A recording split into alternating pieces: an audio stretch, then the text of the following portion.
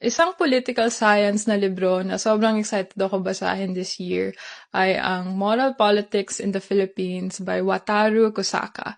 So itong libro na 'to ay nagbibigay ng framework kung bakit ang bansa natin ay usually nagdi-divide pagdating sa pagboboto between good and evil.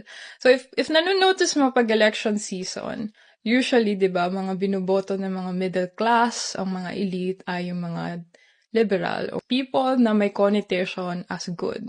Habang ang mga masa, those of the lower middle class and below, ay bumoboto ng populist leaders at binibigyan sila ng connotation as bad.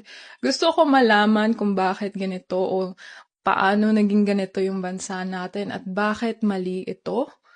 Especially as someone who would consider myself as also practicing moral politics. So I want to understand why this might be wrong and kung paano siya, how we can go beyond that, how we can go beyond calling people bobotante and how we can go beyond just simple narratives of good and evil and understand kung bakit ba ganito yung bansa.